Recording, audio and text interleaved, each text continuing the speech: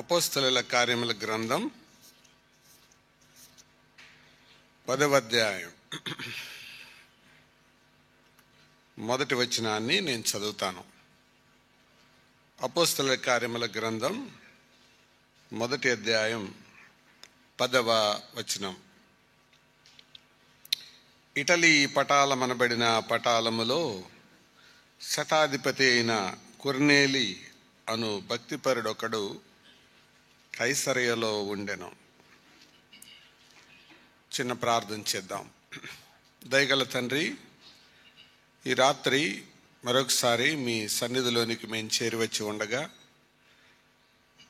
మీ వాక్యం వినాలని మీ సన్నిధిలో చేరి ఉండగా మా ముందున్న సమయమును దీవెనకరంగా చేయండి. మీ కృపగల బాహువులకు అప్పగించి యేసుక్రీస్తు ద్వారా వినయంతో వేడుకుంటున్నాం తండ్రి, ఆమేన్. ప్రభునందు ప్రియులారా,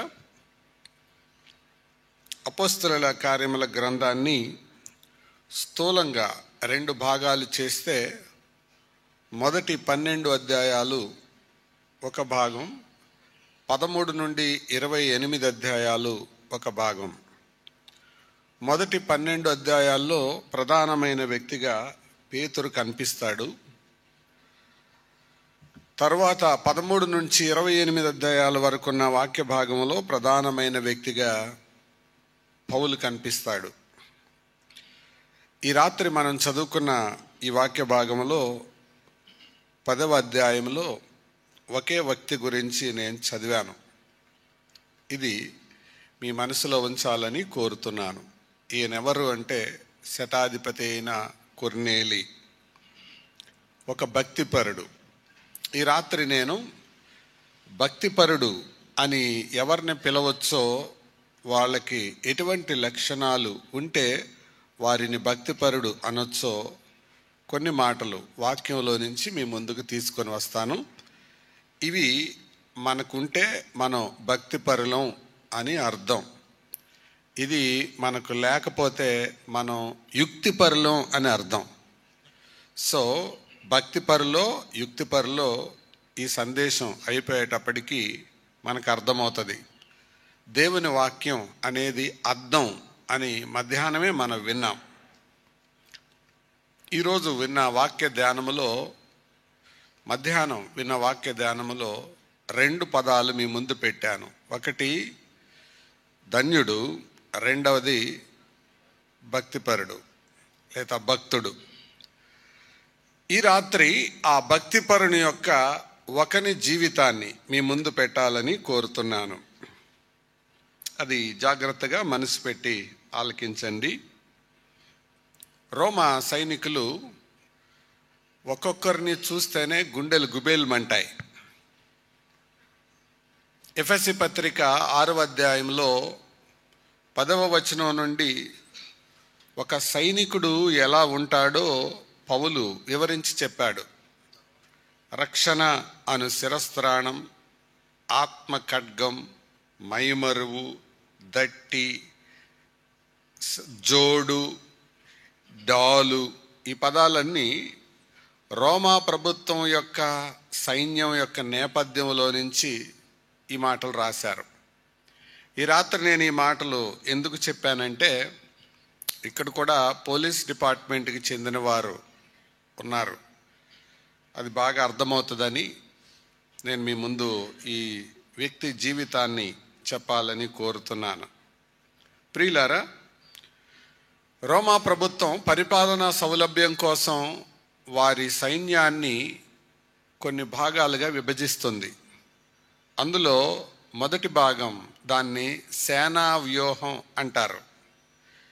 వ్యూహం ఒకటింటికి 6,000 మంది యోధులు అని సువార్తల్లో మనం చదువుతాం. ఎందుకంటే యేసు ప్రభువుని పట్టుకోవడానికి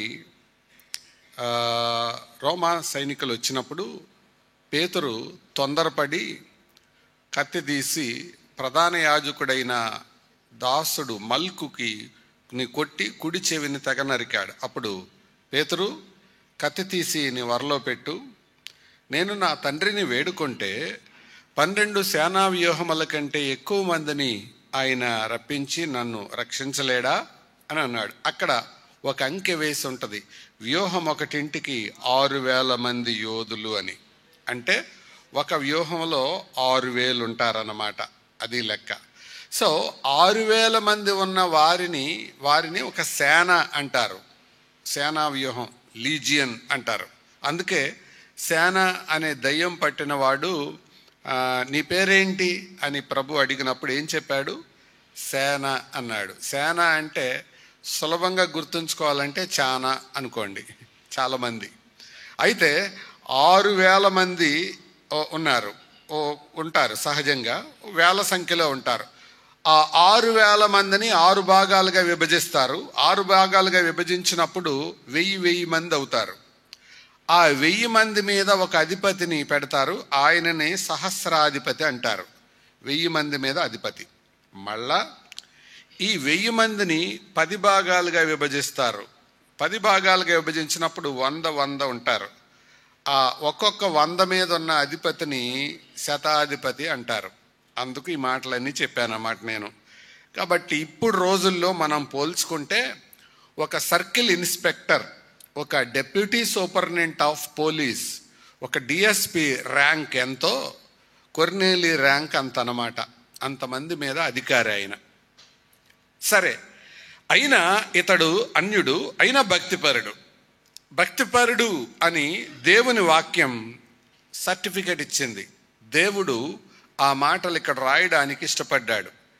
ఆ భక్తిపరునిలో కనపడే కొన్ని లక్షణాలు ఈ రాత్రి మనం జ్ఞాపకం చేసుకొని మన భక్తి ఎలాంటిదో పరీక్షించుకుందాం రండి.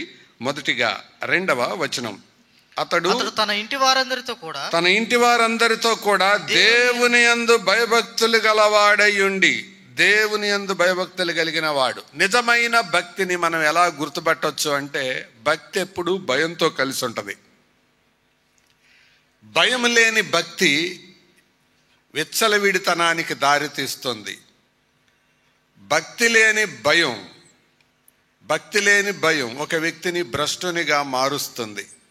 కాబట్టి భయము ఉండాలి, భక్తి ఉండాలి. కాబట్టి భక్తిపరుడు అని మనం ఎవరిని అనొచ్చు అని అంటే, భయం, దేవునికి భయపడేవాడిని. దేవునికి ఒక వ్యక్తి భయపడితే బైబిల్లో అనేకమైన రుజువులు ఉన్నాయి, కానీ ఈ రాత్రి నేను 3 రుజువులు మీ ముందు పెడతాను. మొదటి రుజువు, దేవునికి నువ్వు భయపడితే చేసే 3 పనులు. దీన్ని బట్టి దేవుని భయం మనలో ఉందా లేదా తెలుసుకోవచ్చు. భక్తిపరుడు అంటే దేవునికి భయపడేవాడు. ఆ దేవునికి భయపడేవాడికి కనపడే 3 రుజువులు. మొదటి రుజువు లూకా సువార్త 23వ అధ్యాయం 40వ వచనం. లూకా 23:40. అయితే రెండవ వాడు వానిని గద్దించి నీవు అదే శిక్షా విధిలో ఉన్నావు గనుక దేవునికి భయపడవా. డోంట్ యు ఫియర్ గాడ్, దేవునికి భయపడవా. ఇక్కడ సిలువ మీద 2 దొంగలు యేసు ప్రభుతో పాటు వేలాడుతున్నారు. కుడి పక్కన్నవాడు, ఎడం ప్రక్కన్నవారు. ప్రారంభంలో 2 దూషించారు, కానీ ఆయన ప్రేమ, ఆయన కలువరి సిలువలో పలికిన మాటలు విని కుడి పక్కనున్నవాడి మనసు మారిపోయి, యేసు నీ రాజ్యంలోనికి వచ్చినప్పుడు నన్ను జ్ఞాపకం చేసుకో అని అడిగాడు. అది మనకు తెలుసు. అయితే ఈయన అలా అడగకముందు ఎడం పక్కనున్న వాడితో అన్నాడు, అరే నువ్వు దేవునికి భయపడవా అంటున్నాడు. నిజానికి చచ్చిపోయే సమయంలో అసలు దేవుడు గుర్తొస్తాడా? దేవుడు గురించి ఆలోచించే వ్యవధి ఉంటుందా అనేది ఒక పెద్ద ప్రశ్న. మొత్తానికి ఇతనికేమో దేవుడు గుర్తొస్తున్నాడు, అతనికేమో దేవుడు గుర్తుకు రావట్లా. ఒకవేళ వచ్చుంటాడేమో, నువ్వు దేవుడు అయితే నన్ను దించు అని ఉంటాడు, కానీ దేవునికి భయపడట్లేదు అని ఈ కుడి పక్క ఉన్న దొంగ చెబుతున్నాడు. ఎందుకు ఆ మాట అన్నాడంటే, ఈ వారికి ప్రస్తుతం వారి ముందున్న భయం మరణ భయం. అంటే ఈ మేకులతో ఇలా సిలువకు బిగించేశారు కదా, కొంచెం సేపు అయిపోయిన తర్వాత జరిగేది ఏంటంటే, వీళ్ళిద్దరు కాళ్ళు చెక్క సుత్తె తీసుకొచ్చి విరగ్గొడతారు. తర్వాత వీళ్ళ బాధ తట్టుకోలేక కేకలేస్తూ ఉంటారు. సాయంత్రం అవగానే ఇటోళ్ళు ఇటు వెళ్ళిపోతారు. ఆ తర్వాత రాబందులు సాయంత్రం సమయానికి వచ్చి ఈ చేతులు పీక్కోలేని ఈ సిలువ కొమ్మల మీద, ఆ చేతుల మీద చెక్క మీద వాలి తాటి ముంజలు పీకినట్లుగా కళ్ళు పీకి తినేస్తాయి. ఆ తర్వాత కింద భాగంలో ఉండే అడవి కుక్కలు ఇలాంటివన్నీ వచ్చి ఈ బంధించబడిన వాని దేహములో ఉండే పేగులు, ఊపిరితిత్తులు మొత్తం లాక్కొని తింటాయి. అంత హీనమైన చావు అన్నమాట సిలువ మరణం అంటే. అందుకే యేసు ప్రభు ఈ బాధలన్నీ లేకుండా ముందుగానే ప్రాణము విడిచెను అని రాయబడింది. ఎందుకంటే ఆయన నీతిమంతుడు గనక ఆయన ఎముకలలో ఏది విరగొట్టబడదు అన్న ప్రవచనం ఉంది కాబట్టి ముందుగానే ఆయన చనిపోయాడు. ఇదంతా శాపగ్రస్తమైన మరణం అనుభవించిన ఈ స్థితిలోకి ఆయన వెళ్ళిపోకూడదని ముందుగానే ప్రాణం విడిచాడు. గమనించండి, ప్రాణము పోయనని లేదు, ప్రాణము విడిచెను. మనకే ఆయనకి తేడా అదే. మనకేం ప్రాణం పోద్ది, ఆయనేమో ప్రాణం విడిచాడు. ఎందుకు విడిచాడు? మళ్ళీ తీసుకోగలడు కాబట్టి మళ్ళీ విడిచాడు. చొక్కా ఇడిచానంటే అర్థం ఏంటి? మళ్ళీ వేసుకుంటానని. ప్రాణం విడిచానంటే అర్థం ఏంటి? మళ్ళీ ఆయన దాన్ని పొందుతానని, మళ్ళీ దాన్ని కలిగి ఉంటానని అర్థం. సరే, ఇందులో ఇలాంటి హీనమైన చావు. అందుకనే ఆ సిలువ వేయబడే స్థలానికి కపాలం అనే పేరు. కపాలం అనంటే అది పుర్రె ఆకారంలో ఉంటుంది. దాని కిందంతా చూస్తే అలాగే కనపడుతుంది. మాత్రమే కాదు, ఆ కింద భాగంలోనికి చూస్తే ఆ ఎండిపోయిన ఎముకలు, పుర్రెలు కనపడతాయి. అందుకే ఆ స్థలానికి ఆ పేరు. అంటే ఎవరికైనా, ఎంత ధైర్యస్తుడికైనా గుండెలు గుబేల్మనే సీన్ అన్నమాట ఆ సిలువ దృశ్యం. అలాంటి సమయంలో అరే నువ్వు భయపడాల్సింది చావు కాదురా, నువ్వు భయపడాల్సింది ఎవరికి? దేవునికి. అంటే మొదటి మాట, దేవునికి భయపడిన వ్యక్తి మొదటగా రక్షణ పొందుతాడు. అది నేను చెప్పదలిచిన మాట. దేవునికి ఒక వ్యక్తి భయపడితే అతడు రక్షించబడతాడు. కాబట్టి ఇక్కడున్న మిమ్మల్ని అందరినీ ఒక ప్రశ్న అడుగుతున్నాను. రక్షణ పొందారా? మారు మనసు పొందారా? ఇవన్నీ లేకుండా ఈ మీటింగుల్లో పాలు పంపులు పొందడం కేవలం ఒక ఆచారం మాత్రమే. దేవుని భయం ఉన్న వ్యక్తి ముందుగా రక్షణ పొందుతాడు, మారు మనసు పొందుతాడు. నేను 7వ తరగతి చదువుకునేటప్పుడు యేసుక్రీస్తుని నా సొంత రక్షకుడిగా అంగీకరించాను. I was saved when I was in 7th class. ప్రియులారా, దేవుని భయం గనక ఉంటే రక్షణ పొందుతారు. అది మొదటిది. రెండవ మాట, దేవుని భయం ఉన్న వ్యక్తి చేసే రెండవ పని ఏంటో తెలుసా? కొరింథీయులకు పౌలు రాసిన 2వ పత్రిక 7వ అధ్యాయం 1వ వచనం. 2 కొరింథీ 7:1. ప్రియులారా, మనకు ఈ వాగ్దానములు ఉన్నవి గనుక దేవుని భయముతో పరిశుద్ధతను సంపూర్తి చేసుకొనుచు. రెండవది, దేవుని భయమున్న వ్యక్తిని మనం గుర్తుపట్టవచ్చు ఎలాగంటే పరిశుద్ధతను సంపూర్తి చేసుకుంటుంటాడు. ఇది 2వ రుజువు. నిజంగా నీకు దేవుని భయం ఉంది అని అంటే అర్థం ఏంటంటే పరిశుద్ధతను సంపూర్తి చేసుకుంటావు. ఒకసారి అందరు నా వైపు చూడండి. పరిశుభ్రతకి పరిశుద్ధతకి తేడా ఏంటి? ఆలోచించి జవాబు చెప్పండి. పరిశుభ్రత అంటే ఏంటి? పరిశుద్ధత అంటే ఏంటి? పరిశుభ్రత అంటే శరీరానికి సంబంధించింది. Very good, excellent. పరిశుద్ధత అంటే హృదయానికి సంబంధించింది. వెరీ గుడ్, సూపర్గా చెప్పారు. పరిశుభ్రత అంటే పరిసరాలకు సంబంధించింది, పరిశుద్ధత అంటే ప్రవర్తనకు సంబంధించింది. మనం ఎక్కువ పరిశుభ్రతకు ప్రాధాన్యత ఇస్తామా, పరిశుద్ధతకు ప్రాధాన్యత ఇస్తామా? నిజం చెప్పండి. అది పరిశుభ్రత అవసరమే, కానీ పరిశుద్ధత ప్రాముఖ్యం. అందుకే పరిశుద్ధత లేకుండా ఎవడును ప్రభువుని చూడలేడు. పరిశుద్ధత లేకుండా ఎవడు ప్రభువుని చూడలేడు. పరిశుభ్రత లేకుండా ఎవడును ప్రభువు చూడలేడు అని అంటే సినిమా యాక్టర్లు, మోడల్స్ వాళ్ళకి ప్రైజ్ వచ్చేసేది. కానీ పరిశుద్ధత లేకుండా అన్నారు. కాబట్టి పరిశుద్ధత మనలో ఉండాలి. చాలామంది రక్షణ పొందుతారు కానీ పరిశుద్ధులుగా బ్రతకరు. బైబిల్ ఏం చెప్తుందంటే, నువ్వు నిజంగా దేవుని భయం నీలో ఉంటే పరిశుద్ధులుగా బ్రతుకుతావు, పరిశుద్ధునిగా బ్రతుకుతావు. సోదరుడా, సోదరి, ఆ పరిశుద్ధతలో ఎదుగుతున్నారా? నిన్నటి కంటే ఈరోజు, ఈరోజు కంటే రేపు, రేపటి కంటే ఎల్లుండి పరిశుద్ధతలో ఎదుగుతున్నారా? అదే క్రైస్తవ జీవితం. పరిశుద్ధపరచబడిన వారై పరిశుద్ధులుగా ఉండుటకు పిలువబడిన వారు వారే క్రైస్తవులు. నేను ఎప్పుడో రక్షణ పొందానండి, ఇప్పుడు ఎలా బతికినా పర్వాలేదండి అంటే బైబిల్ ఒప్పుకోద్దానికి. ప్రభు నిన్ను పరిశుద్ధపరిచింది ఎందుకు అంటే పరిశుద్ధులుగా బ్రతకడానికే. అందుకే పరిశుద్ధత విషయములో మనం అంతకంతకు ఎదుగుతూ ఉండాలి. దేవుని భయం ఉంటే పరిశుద్ధత పట్ల మనకు ఆసక్తి ఉంటుంది. అది లేకపోతే పరిశుద్ధత పట్ల, తెల్ల బట్టలు వేసుకున్న వాళ్ళు సాంబార్ బకెట్టో కూర బకెట్టో పట్టుకోరు. ఒకవేళ పట్టుకున్నా చాలా జాగ్రత్తగా వడ్డిస్తారు. ఎందుకు? మీద పడుతుందని. ఏ మరకబడ్డా అంత తొందరగా పోదు. అదే మురికి బట్టలు రంగు బట్టలు వేసుకున్న వాళ్ళకి ఏమీ లేదు, నిండా మునిగితే చలే లేదు. నువ్వు దేవుని భయం కలిగిన వ్యక్తివి అని అనడానికి రెండవ రుజువు ఏంటంటే పరిశుద్ధతను సంపూర్తి చేసుకుంటావు. 2 రుజువులు చెప్పాను. 3వ రుజువు నేను మీరు రాసుకోండి, తర్వాత సందర్భాన్ని బట్టి తర్వాత చూద్దాం. హెబ్రీయులకు రాసిన పత్రిక 11వ అధ్యాయం 7వ వచనంలో ఉంటుంది. అది ఇప్పుడు నేను చదవటం లేదు.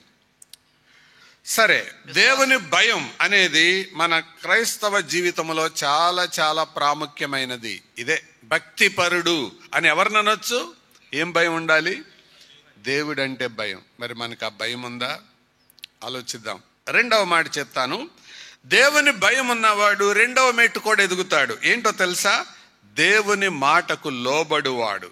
కొరింథీ అపోస్తల కార్యముల గ్రంథం 4వ అధ్యాయం 10వ అధ్యాయం 4వ వచనం నుండి 10:4 నుంచి ఇలా రాయబడింది. అతడు దూత వైపు తేరి చూచి భయపడి ప్రభువా ఏమని అడిగాను. అందుకు దూత, నీ ప్రార్థనలను నీ ధర్మకార్యములను దేవుని సన్నిధికి జ్ఞాపకార్థముగా చేరినవి. ఇప్పుడు నీవు యొప్పేకు మనుషులను పంపి పేతురు అను మారు పేరు గల సీమోనును పిలిపించుము అని చెబితే 7వ వచనంలో అతనితో మాట్లాడిన దూత వెళ్ళిన పిమ్మట అతడు తన ఇంటి పనివారిలో 2 తన యొద్ద ఎల్లప్పుడూ కనిపెట్టుకుని ఉండి వారిలో భక్తిపరుడకు ఒక సైనికుని పిలిచి వారికి సంగతులన్నీ వివరించి యొప్పేకు పంపెను. అంటే దేవుని దూత, నువ్వు పేతురుని పిలిపించుకో అని అంటే, సరేనయ్యా, పేతురు నేను పిలిపించడం ఏంటయ్యా, ఆయనే రమ్మని ఇక్కడికి, లేకపోతే నేనే అక్కడికి వెళ్తాను, ఇలాంటి వాదనలు పెట్టుకోలేదు. పిలిపించమంటే పిలిపించాడు. పేతురుని ఎందుకు సార్, వేరే కొత్త పెద్ద ఆఫీసర్ గారు ఎవరైనా పిలుస్తాం కానీ అలాంటి వాడిని అని అనలేదు. ప్రభు దూత చెప్పగానే ఏం చేశాడు? లోబడ్డాడు. కాబట్టి భక్తిపరునికి ఉండే 2వ లక్షణం లోబడే తత్వం. అది భక్తి. దీన్ని బట్టి భక్తి అనేది అంచనా వేయొచ్చు. అర్థమవుతుందా?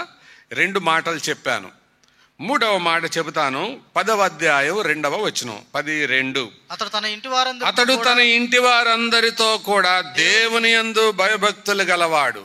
అంటే ఇంటి వారిని నడిపించే నాయకుడు.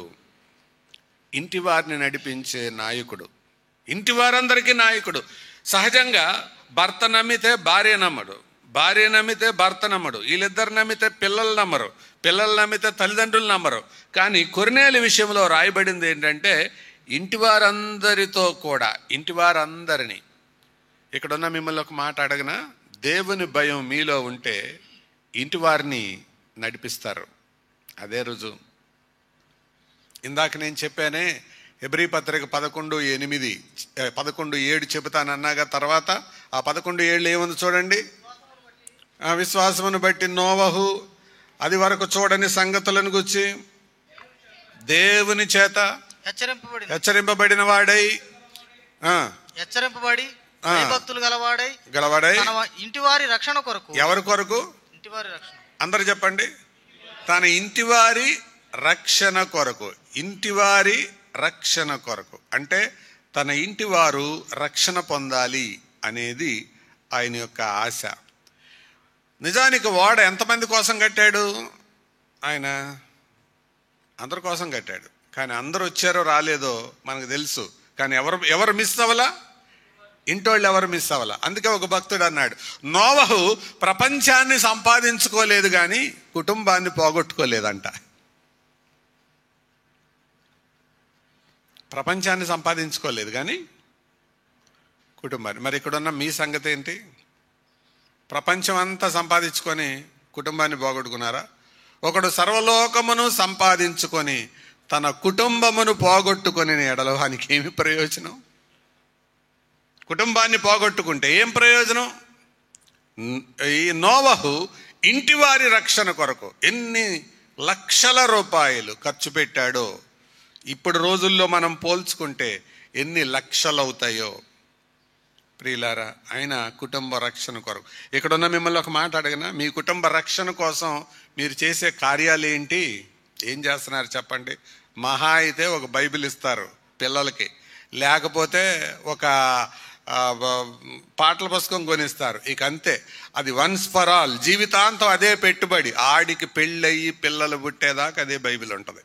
అదే పిల్లల కోసం, అదే చదువు కోసం ఎన్ని పుస్తకాలు, ఎన్ని బ్యాగులు, సంవత్సరానికి ఒక టెక్స్ట్ బుక్, ఏది ఒక సెట్ ఆఫ్ టెక్స్ట్ బుక్లు, 2వ తరగతి టెక్స్ట్ బుక్లు 3కు పనికి రావు, 3, 4కు పనికి రావు. ప్రతి సంవత్సరం టెక్స్ట్ బుక్లు కొంటారు. చదువు కోసం చాలా ఖర్చు పెడుతున్నావు కదా, ఇంటి వారి రక్షణ కోసం ఏం ఖర్చు పెడుతున్నావు? కొర్నేలి ఇంటి వారందరినీ నడిపించుకున్నాడు. ఇది 3వది. భక్తిపరుడు అనంటే ఇంటి వారి మీద ప్రభావం చూపేవాడు, అది అర్థం. తర్వాత 4వ మాట చెబుతాను రండి. 10వ అధ్యాయం 4వ వచనం. 14. దూత వైపు తేరి చూచి భయపడి ప్రభువా ఏమని అడిగాను. అందుకు దూత నీ ప్రార్థనలను నీ ధర్మకార్యములను దేవుని సన్నిధికి జ్ఞాపకార్థముగా చేరిన. అదే మాట 2వ వచనం చివరి భాగంలో ఉంచండి. ఎల్లప్పుడూ దేవునికి ప్రార్థన చేయవాడు. భక్తిపరుని గుర్తుపట్టే 4వ లెక్క, 4వ రుజువు ఏంటంటే అతడు ప్రార్థిస్తాడు. చూడండి, అక్కడ రాయబడిన మాట, అతడు ప్రార్థనాపరుడు అని మనం చదువుతున్నాం. ఎప్పుడు ప్రార్థించాడు అతను? ఎప్పుడు ప్రార్థించాడు?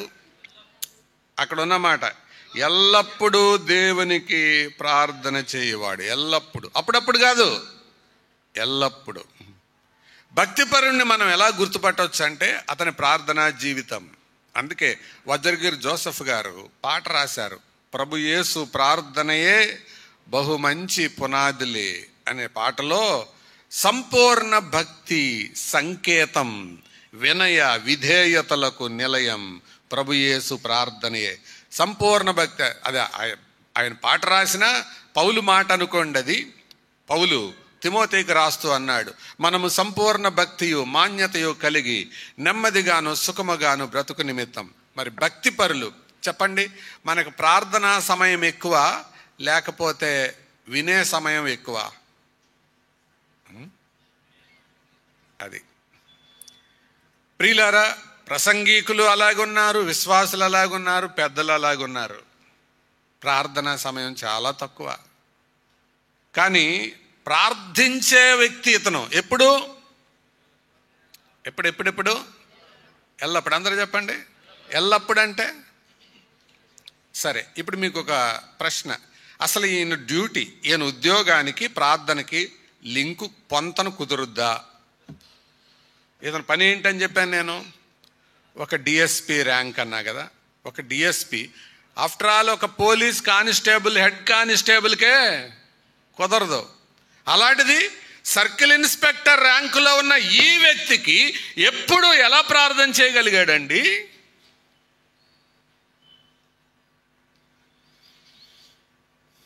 ఆశ్చర్యం. అందుకే పరిశుద్ధాత్మదేవుడు ఆ మాట రాయించాడు, ఎల్లప్పుడూ దేవునికి ప్రార్థన చేయుచుండువాడు.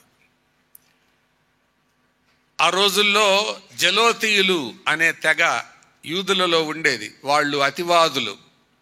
అతివాదులంటే దెబ్బకు దెబ్బ తీసేవాళ్ళు. వారిని వారు ఎక్కడ దొరుకుతారా, సైనికులు, రోమా సైనికులని దొంగదాడి చేస్తారు. ఈ ఎక్కడ గొడవ మొదలవుతుందో బరబ్బా దానికి చెందిన ఆయనే. ఈ గొడవలు ఎక్కడ రేజ్ అవుతాయో గమనించుకుంటూ ఉండాలి. ఉద్యోగం ఎప్పుడు చేస్తున్నాడు, ప్రార్థన ఎప్పుడు చేస్తున్నాడు, భక్తిపరుడు అంటే అదే అర్థం.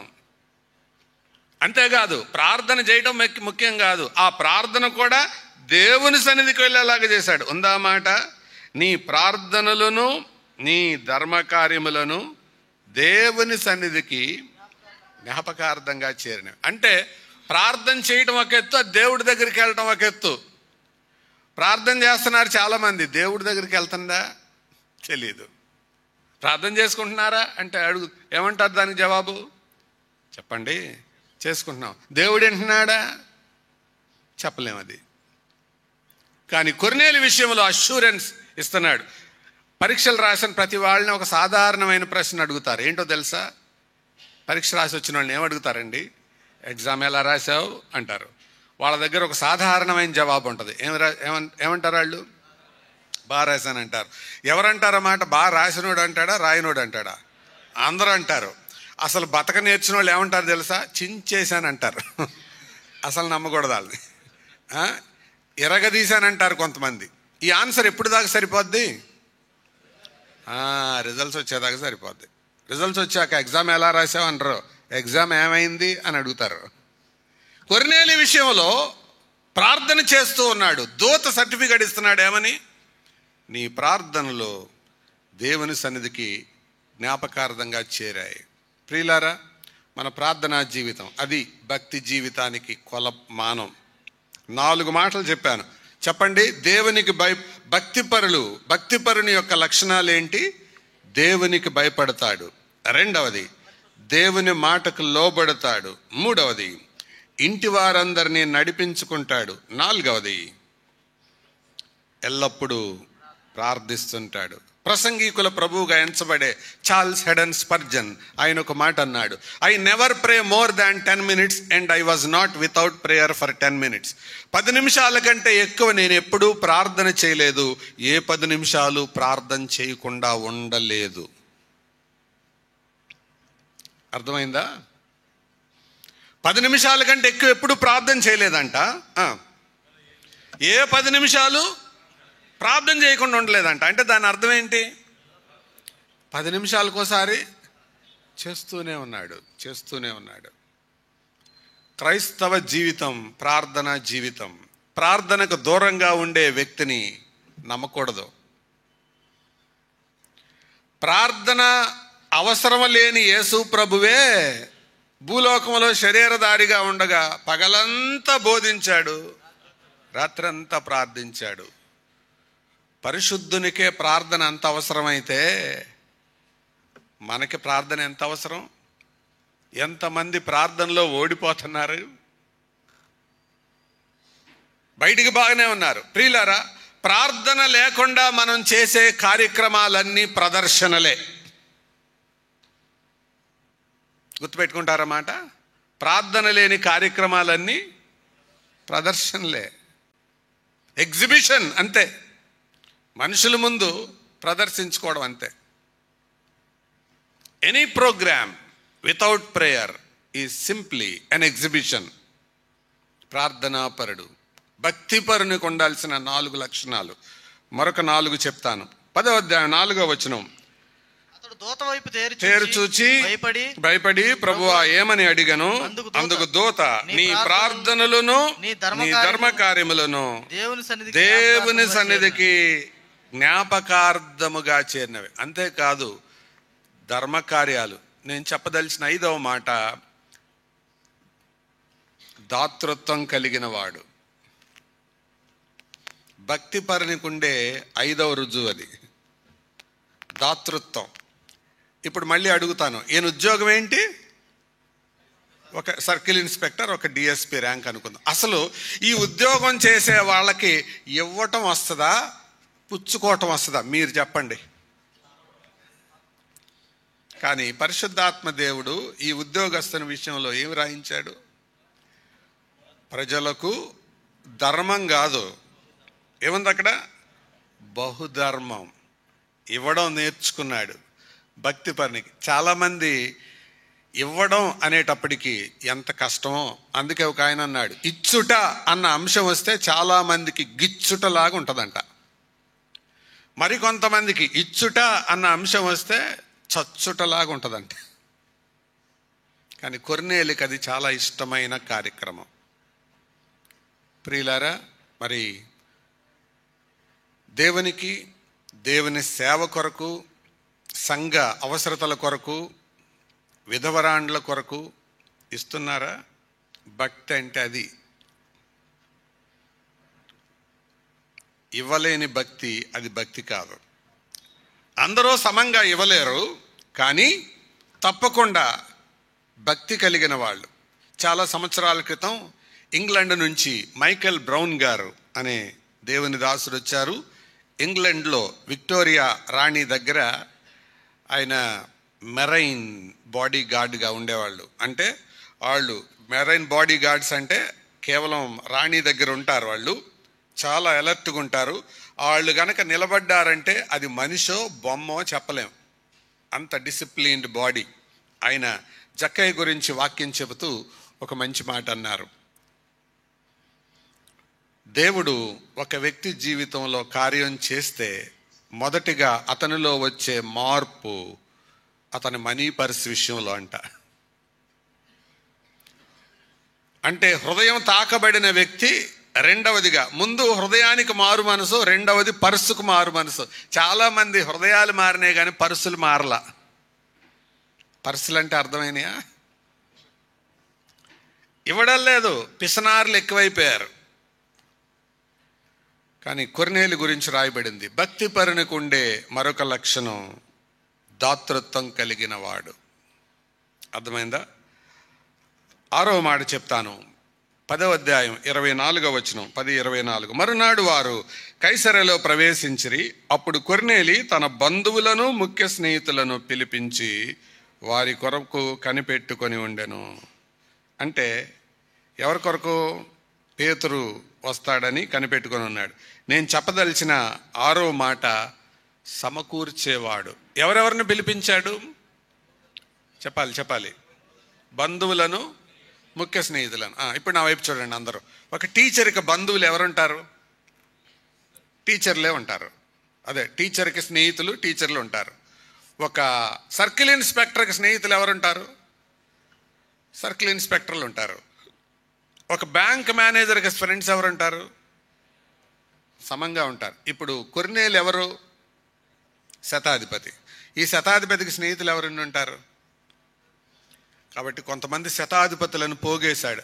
రండిరా, దేవుని మాటలు విన్నావు రండి. సహజంగా ఈ డిపార్ట్మెంట్లో ఉన్న వాళ్ళు చెప్పే సాకేంటి, మాకు కుదరదులేండి, మాకు వీలు కాదులేండి, డ్యూటీ ఉందండి అంటారు. కానీ ఏమని ఉంటాడు కొర్నేలి? పనులు ఎప్పుడు ఉంటాయి, దేవుని మాటలు ఎప్పుడు దొరుకుతాయా? రండి మనం వెళ్దాం అని సమకూర్చాడు. ఈ రాత్రి మీటింగ్కి వచ్చేటప్పుడు ఎవరినైనా సమకూర్చారా? ఎవరినైనా వెంట పెట్టుకొచ్చారా?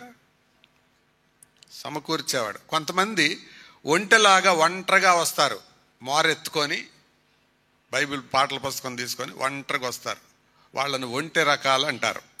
మరికొంతమంది కోడిలాగా వస్తారు, చుట్టూరు పిల్లల్ని పెట్టుకొని. ఈ రాత్రి మీటింగ్కి ఒంటిలాగా వచ్చారా, కోడిలాగా వచ్చారా? నాకు తెలీదు. కొర్నేలి ఎలా వచ్చాడు?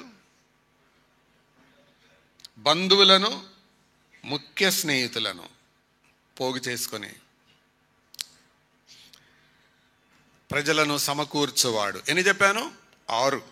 తర్వాత 7వ చెప్తాను రండి. 10వ అధ్యాయం 25వ వచనం, 10:25. అతను లోపలికి రాగా, పేతురు లోపలికి రాగా కొర్నేలి అతను ఎదుర్కొని అతని పాదముల మీద పడి నమస్కారం చేసిన. అంటే దేవుని సేవకుని సన్మానించువాడు. ఎవరైనా సన్మానించేవాడు. చాలామంది దేవుని సేవకులంటే అస్సలు లెక్కే ఉండదు. నేను చాలా సంవత్సరాల క్రితం ఒక మాట చదివానండి. ఆర్టికల్ పేరు ఏంటంటే పాపం పాస్టర్. ఏంటి దాని పేరు? పాపం పాస్టర్. అప్పుడు నేను చదివేటప్పుడు ఏంటి పాస్టర్ ఏమన్నా పాపం చేశాడా అని చదువుదామని మొదలుపెట్టా. పెడితే చాలా బాగా రాశారు అందులో. సైకిల్ వేసుకొస్తే పాస్టర్ గారు, ఏంటోనండి దేశంలో అందరి సేవకులు దీవించబడుతున్నారు, మా పాస్టర్ గారే దీవించబట్టలేదు అంటారంట. అలాగని కారులో వస్తే ఈయనకి ఈ మధ్య లెవెల్ పెరిగిపోయిందండి అంటారంట. ఒకవేళ పంచి కట్టుకొని వస్తే అబ్బాయి మోటు పాస్టర్ అండి అంటారంట.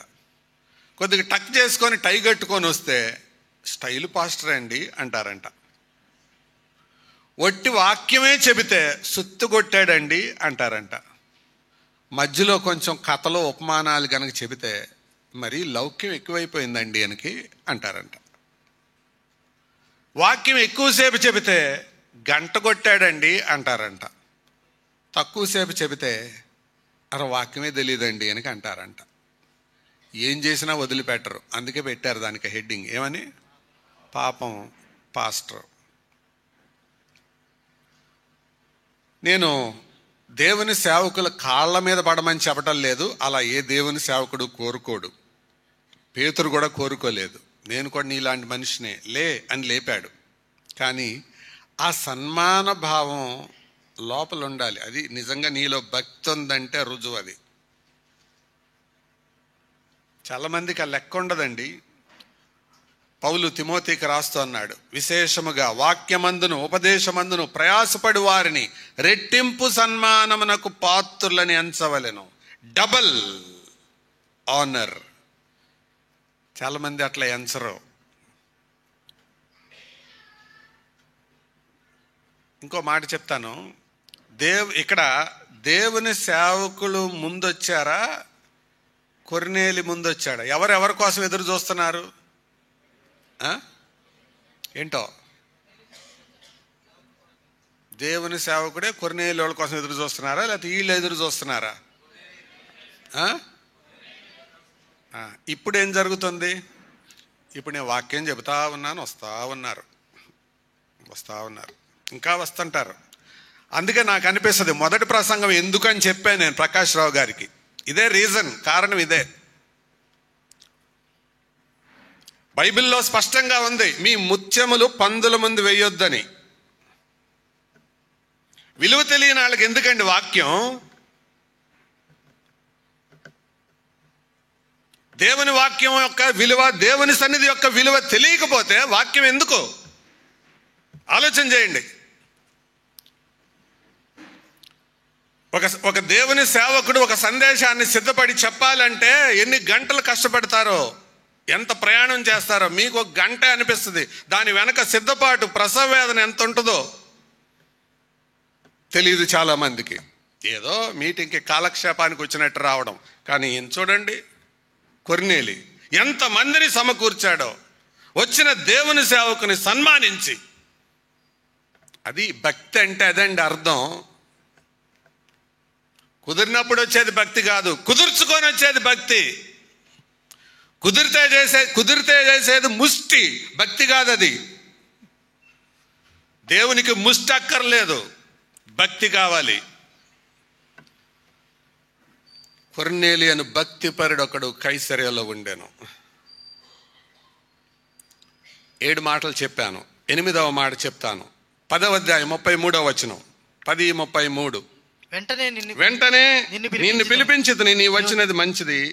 ప్రభువు నీకు ఆజ్ఞాపించినవన్నీ వినుటకై ఇప్పుడు మేమందరము దేవుని ఎదుట ఇక్కడ కూడి ఉన్నాము. అంటే అయ్యా మీరు చెప్పదలిసిందంతా చెప్పండి మాకు ఈ రాత్రి, ఏ టైం అయినా పర్వాలేదు, మేము సిద్ధంగా ఉన్నాం, వింటాం.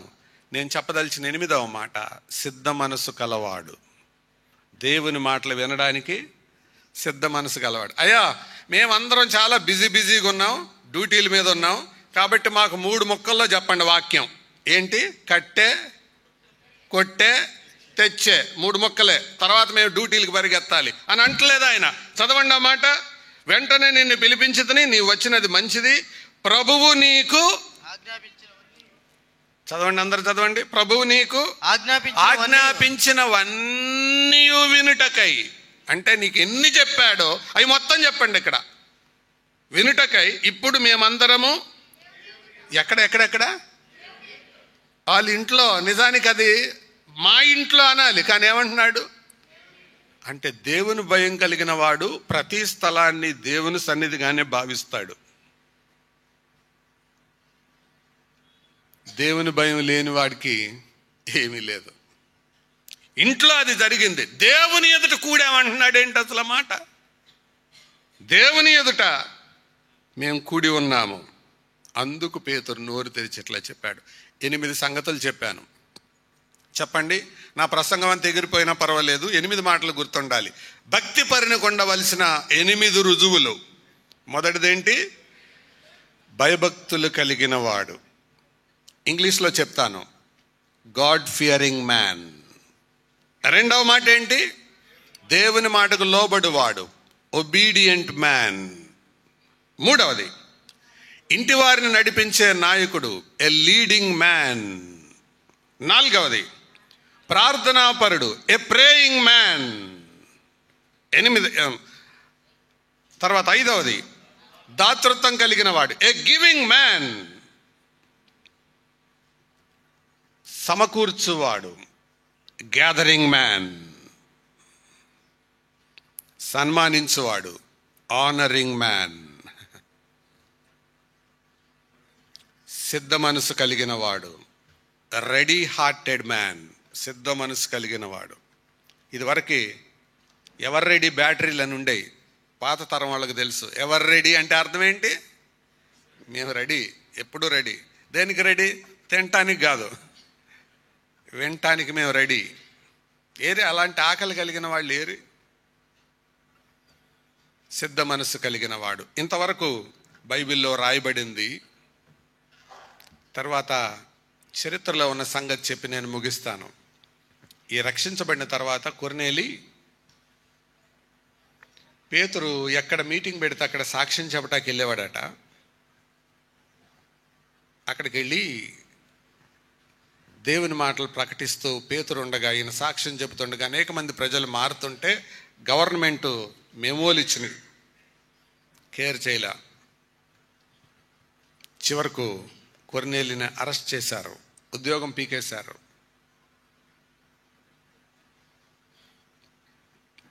ఒకానొక దినా నేను జైల్లో వేస్తే, ప్రభువా నేను జైల్లో పడితే పడ్డాను, నేను బతికున్నందువల్ల, ఒక అన్యుడిగా ఉండి నేను ధన్యుడిని అయినందువల్ల నా జీవితం వల్ల ఉపయోగం ఏముంది ప్రభువా?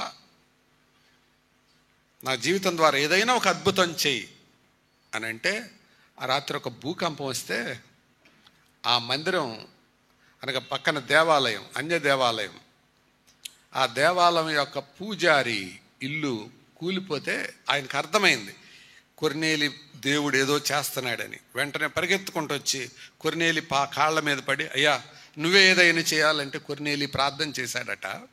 చేస్తే చరిత్రలో ఉందండి ఇది. ఆ మందిర పూజారి యొక్క భార్య పిల్లలు కూలిపోయిన ఇంట్లో నుంచి నడుచుకుంటూ వస్తున్నారు.